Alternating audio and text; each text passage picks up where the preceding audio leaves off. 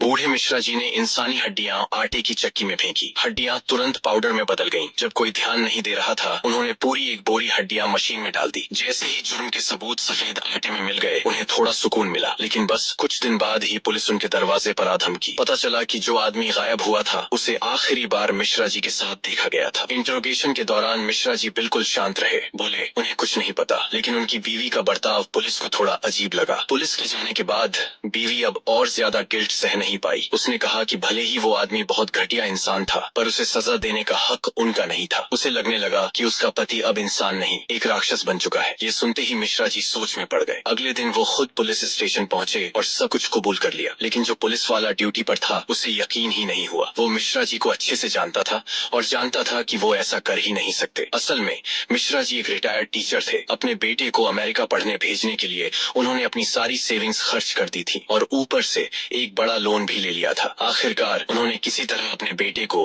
America भेज दिया। लेकिन बेटा अपने माँ बाप की कुर्बानी को कभी समझ ही नहीं पाया। जब भी वो लोग उससे घर पैसे भेजने को कहते, वो गुस्से में फोन काट देता। उधर उधार देने वालों का प्रेशर अलग। बूढ़ा जोड़ा हर वक्त टेंशन में जी रहा था। एक दिन राज फिर से पैसे लेने आ गया। मिश्रा जी ने उसे ब्याज के पैसे तो दिए, लेकिन वो बहुत कम थे। राज ने कुछ नहीं कहा, बस एक औरत को खींचते हुए बेडरूम में ले गया। फिर अंदर से अजीब अजीब आवाजें आने लगी, लेकिन मिश्रा जी और उनकी बीवी कुछ नहीं कर सके। जब राज चला गया तो देखा बेडरूम पूरी तरह से तहस नहस हो चुका था। मिश्रा जी अब और नहीं सह पाए और बेटे को फोन किया, लेकिन बेटे ने सिर्फ 5,000 युआन भेजने को कहा। अगले दिन मिश्रा जी बैंक से पैसे निकालने गए, लेकिन जैसे ही बाहर निकले, राज फिर से मिल गया। उसने मिश्रा जी की जेब से सारे पैसे छीन ली। जाते जाते राज ने जानबूझकर लड़ाई की एक्टिंग की और बोला कि उसकी कार खराब है, जरा धक्का लगा दो। इतनी मुसीबतों के बाद भी मिश्रा जी गरीब बच्चों को पढ़ाते थे। उसी दिन जब राज पैसे लेने आया, उसने एक लड़की को पढ़ते देखा। बिना वजह उसे पैसे दे दिए। मिश्रा जी को तुरंत समझ आ गया कि इसके मन में कुछ गलत है। उन्होंने पुलिस की मदद लेने की सोची, लेकिन जब पुलिस स्टेशन पहुंचे तो देखा कि राज वहीं अंदर बैठा हुआ है। लगता था पुलिस भी उसी के साथ मिली हुई है।